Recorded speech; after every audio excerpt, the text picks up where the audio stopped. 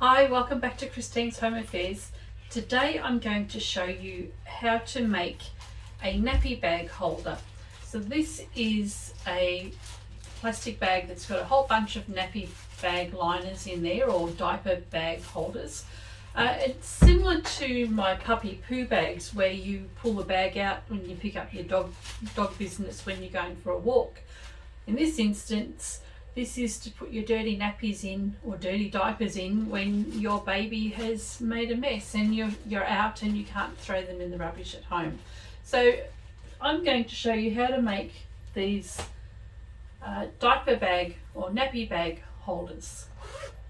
One of my viewers had actually suggested that my puppy poo bags can also be used for carrying nappy bags. So I've asked one of the kids who's just had a baby recently what sort of things she actually uses, and this is what they have. They buy this at the supermarket and just pull their bags out. And I thought it would be nice to make a cute little carry bag to actually hide these in, and then you've just got something nice and cute in your nappy bag. Now the other thing I'm going to do at the end of the video is tell you how long it takes me to make them, and I will decide then whether or not I'm going to make these to sell. So if I sew these to sell, how much does it cost me in material and time, and how much do I think I'm going to sell it for?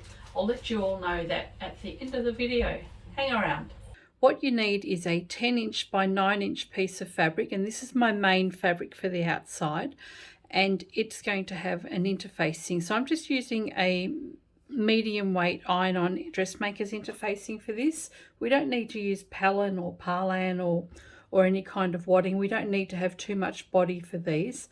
So just a normal dressmaker's interfacing ironed onto the main body of your fabric. So 9" by 10", and one piece of fabric for your lining at 9" by 10". I'm just using a regular dress zip today, so rather than using my continuous zips, I'm using an 8" dress zip, and for the ends of my zips I've just got a couple of pieces of fabric which are about 1 1/4 inches wide by 3 inches long. So the strips just need to be as wide as the zip, and then 3 inches long. The first thing we want to do is put our zipper tabs on. So I've got a metal piece just here. I'm going to cut that off. Take your tab and with the right side of the fabric, fold that in half. Now this is my cheats way of doing zipper tabs. So just fold that in half with the right sides facing, and pop the end of your zip inside there, and we'll just clip or pin that in place.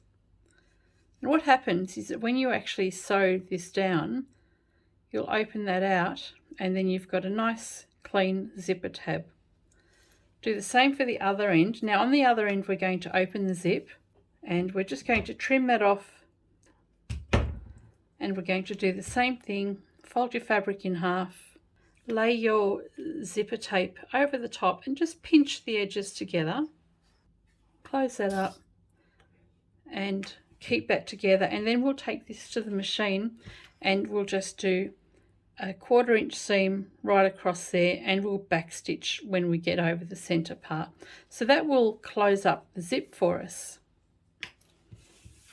And what this does is it makes it a lot easier to sew over the side seams when we're closing the bag up at the end. Place the zipper tab underneath your machine. We just want to stitch a 1/4 inch, and we'll do a back stitch over the middle part of the zipper.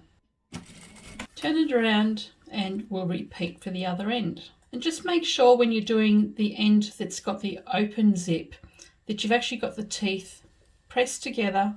Lay that over the top, and that'll help prevent the teeth from spreading apart.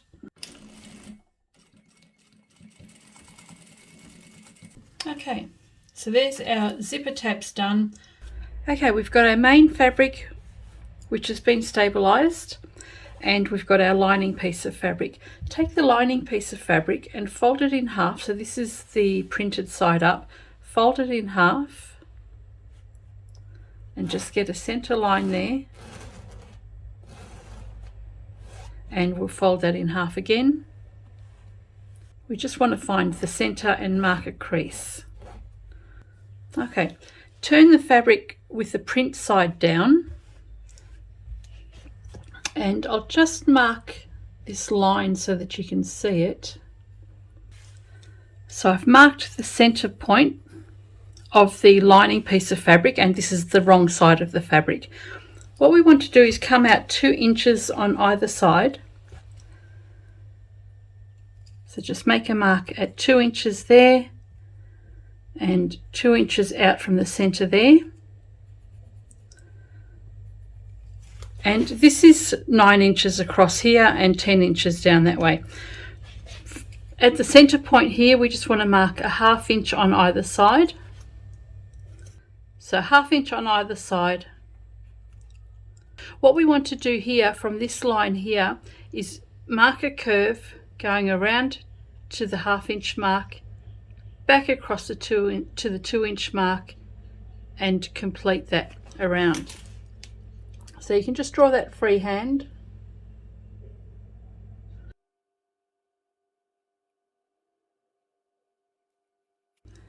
And when you've marked your curve and you're happy with that, we can take this and place it over the top of our main body of the fabric. So place that directly over the top, and we'll pop a couple of pins in there. And for the purpose of sewing, just so that you can see in the video, I'm just going to mark a line out here on either side, and that's just so that you can use that as your guide when you're sewing. Now, the line that I've drawn is the guideline that we're going to follow when we sew. So put the edge of your foot just along the edge, the drawn line there, and you'll actually stitch about 1/4 of an inch outside that circle. So we'll take that to the machine, and we're just going to stitch about 1/4 of an inch outside the circle, stitch up to the line, and then keep on stitching all the way around up to this line here, and then keep on going. Now, if you're planning on making these to sell, I recommend making a template. So just take a piece of plastic. I use template plastic here. Take a piece of plastic, lay it over the top of your curve and trace it out, and then cut it out. So I've actually just made a little cutout here, and all I do is lay that over the center of my fabric and trace it around. Saves a little bit of time if you're sewing to sell. Now I'm just going to be using the edge of my presser foot as my guide.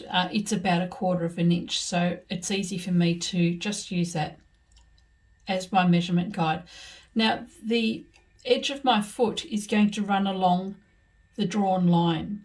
So I'm going to start up here because I want my stitching to finish around here, come around all the way around and come back down to the other side. Put the edge of your foot along the drawn line, and your stitching line will be here. So my needle is going to go down on that creased line. Back stitch and follow your drawn line around.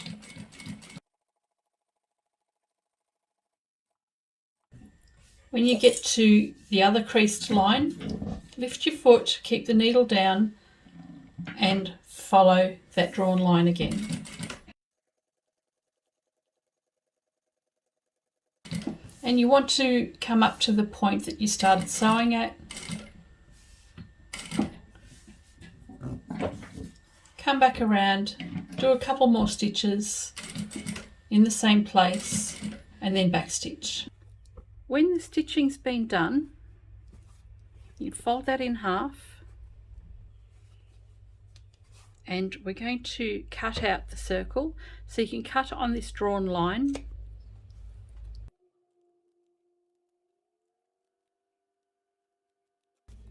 And when you've done that, cut up to the stitching line here, same at the other end, but don't cut through the stitching line. Now if you accidentally do cut through the stitching line at any time, you can go along and just re-stitch the whole circle or the whole curve just one stitch to the side. Now, because we're working on curves, we want to trim the curves. This will help us turn the fabric through and help it sit flat.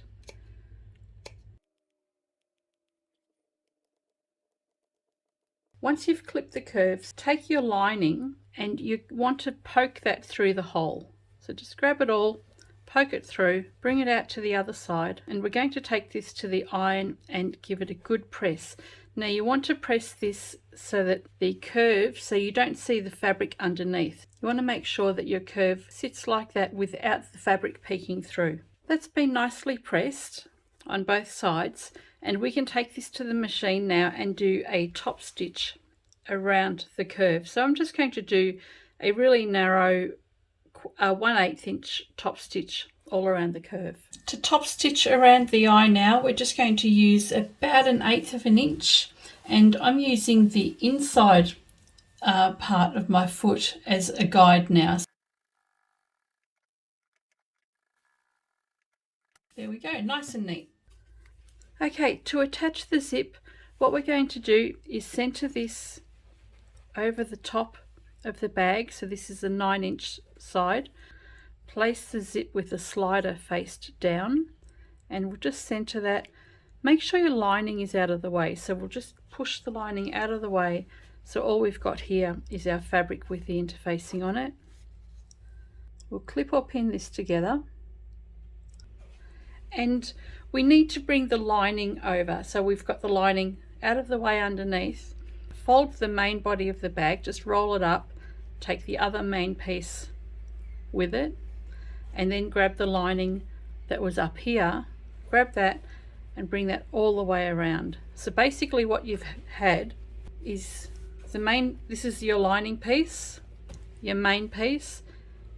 Take this lining piece away, roll these two up and bring your lining up to match, and just pin or clip that together, and then we can stitch that down. I like to have the zip out of the way when I'm sewing, so I'll open that up and I'll take that to the machine and I'll stitch that all the way. Okay, I've got my zipper foot on and I'm just going to stitch the 2 layers of the fabric, the main fabric and the lining fabric, down all at once. Back stitch at the beginning and the end.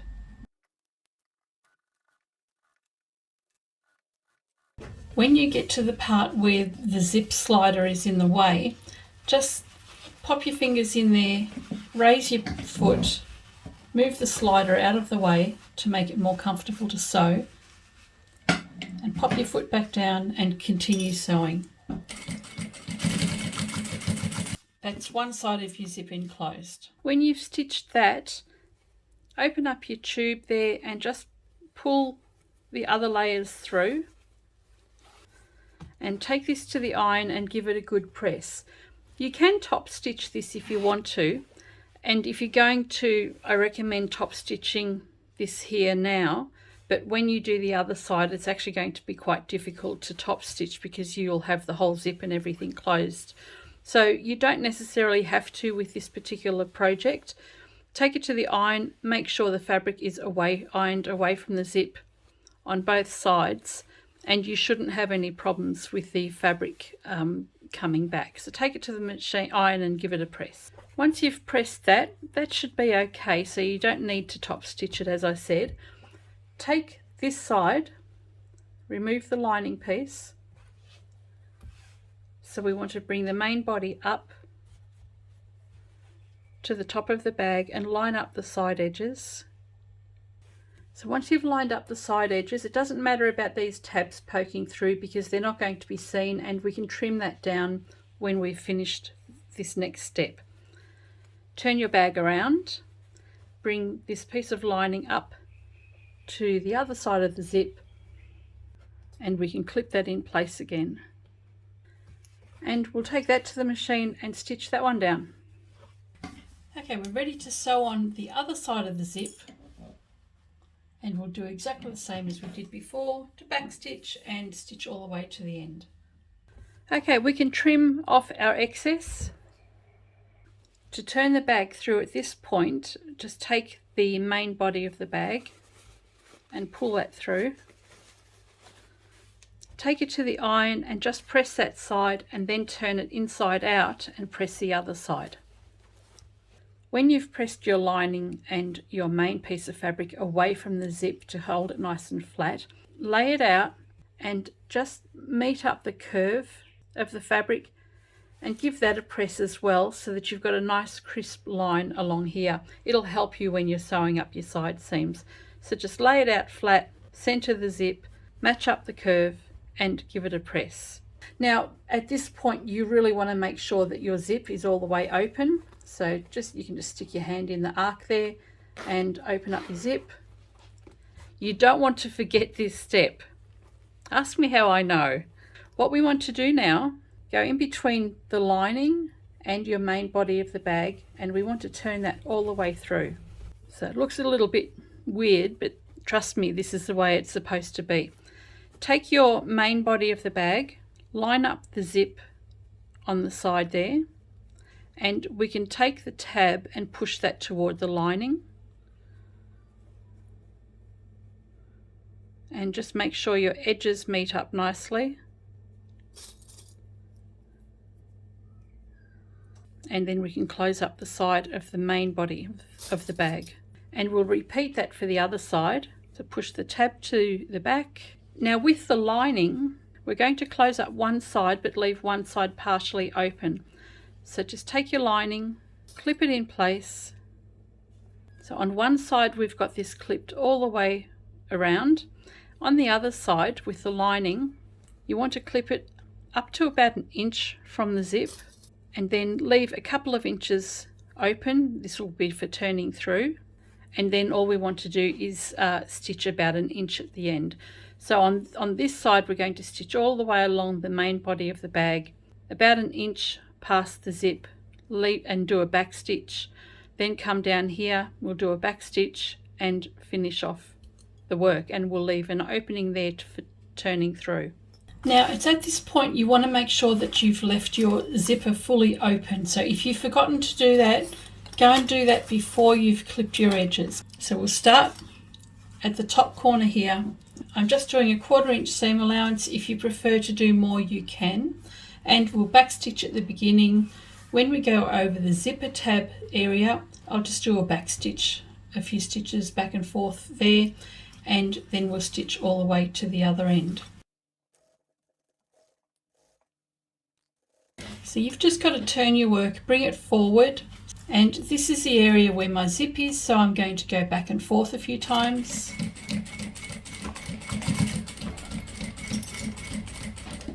And then I'll continue on all the way to the end. When you get to the end, back stitch. Then when you've done that, clip your corners, and we'll do the same for the other side. Now the other side, we're going to start at the lining. It really doesn't matter whether you start at the lining or the main fabric, but at the moment we're going to close up the lining, and I'm only going to sew up to about 1 inch, back stitch. I'm then going to leave an opening of a couple of inches. There's my zipper tab here, so I'm going to start sewing about 1 inch below that. So I'm leaving an opening here so that the bag can be turned through. Back stitch, and just bring your fabric forward, reinforce your stitching over the zipper tab, and continue all the way to the end. When you get to the end, back stitch. And if you haven't already, clip your corners.